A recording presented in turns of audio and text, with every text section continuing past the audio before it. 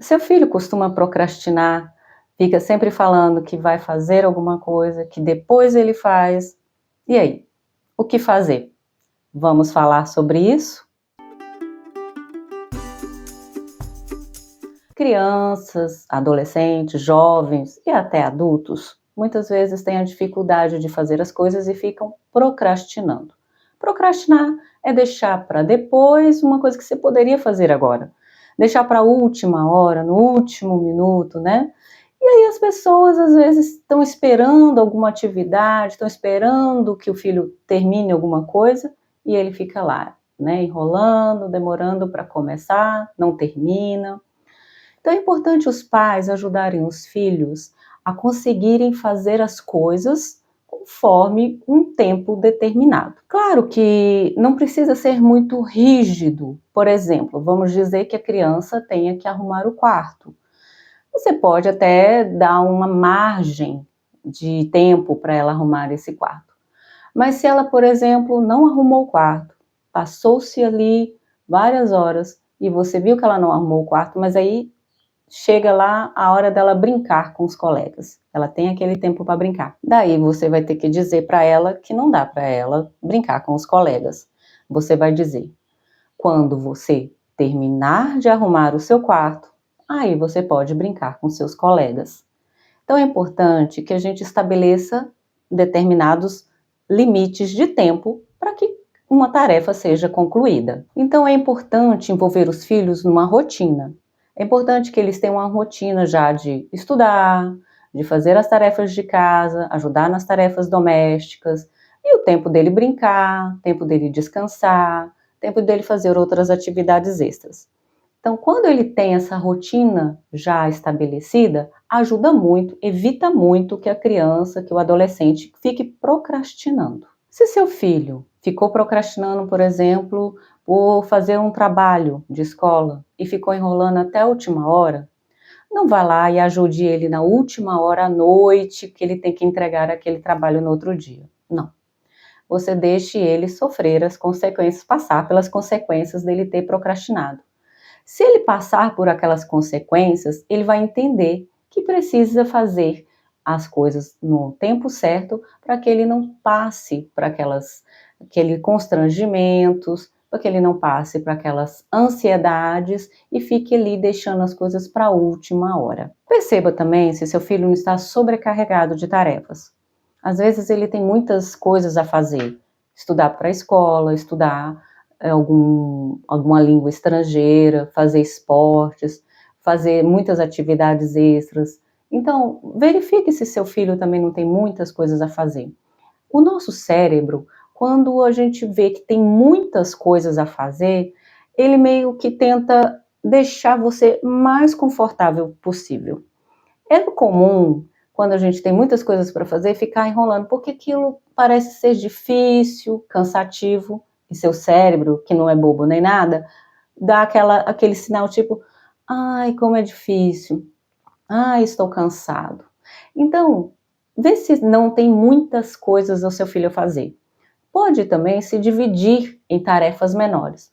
Se ele tem, por exemplo, muita coisa para estudar, muita coisa para fazer em um trabalho, tente dividir aquele trabalho em tempos menores e por vários dias. O nosso cérebro age melhor quando ele tem atividades fracionadas, porque aí vê-se que não é muita coisa a fazer.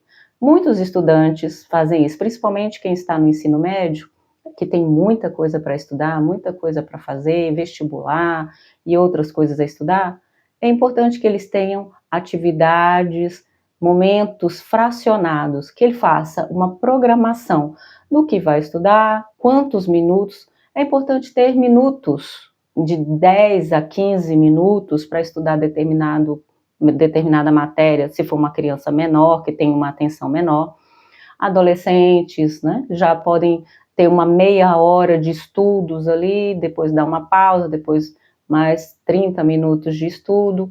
Então, essas pausas, dividir as atividades em tarefas menores, ajuda também a não ficar procrastinando aquela atividade que parece ser maior, mas você a dividiu, então o cérebro entende que é possível fazer sem muito desgaste, sem muito esforço. Lembre-se também que até nós adultos procrastinamos quando vemos que temos que fazer alguma coisa muito chata, muito ali entediante.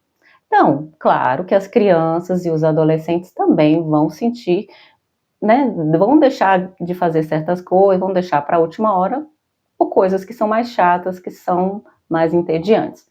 Então tenha paciência, converse e tente ajudar o seu filho na maneira, quando for possível, a que ele cumpra os seus prazos e cumpra os seus compromissos. Mas tenha paciência, lembre-se, você também já foi criança e já foi adolescente, então você também já deve ter procrastinado muitas vezes na vida. Procrastinar também pode estar envolvido na autoestima da criança ou do adolescente. Às vezes a criança ela é um pouco mais lenta, ou ela tem um pouco mais de dificuldade para certas coisas, para certas atividades. Então, tome cuidado, porque tem crianças que elas já pensam assim: ah, eu não vou conseguir terminar, ou eu não vou conseguir fazer, então nem vou começar. E aí ela fica procrastinando aquela atividade ou aquele determinado compromisso que ela tenha. Então, tome cuidado para você não rotular a criança, porque as crianças elas internalizam muito, com muita facilidade, aquilo que o adulto diz a elas. Então, evite dizer: você é lerdo, você é preguiçosa, ai, que menina irresponsável, viu? Você já devia ter feito isso antes. Não fale assim. As crianças, elas internalizam muito aquilo que nós dizemos. Então, tome cuidado com o que diz. Nunca diga que a criança é isso ou aquilo. Às vezes a criança está com preguiça. Às vezes a criança está desatenta. Às vezes a criança não conseguiu cumprir com aquele compromisso. Então, mude o tom das suas palavras e mude como você fala.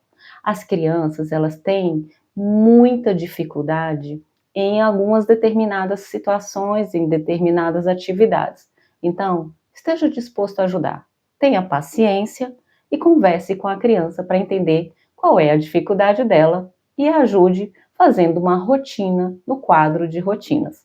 Nós já falamos muito aqui no quadro de rotinas, depois você pode procurar na playlist que você vai achar sobre o quadro de rotinas, que ajuda muito a evitar a procrastinação. E aí, pais, o que você pensa sobre isso? O que acha? E você? Já procrastinou aquele assunto, aquele trabalho que você não queria fazer, que achava complicado ou muito chato? Deixa aqui nos seus comentários o que você acha difícil de fazer e acaba deixando sempre para a última hora. E o que você faz para não procrastinar? Deixa aqui nos seus comentários. O seu comentário pode ajudar outras pessoas a também terem ideias de como não procrastinar. E nos vemos no próximo vídeo. Até lá! Tchau, tchau!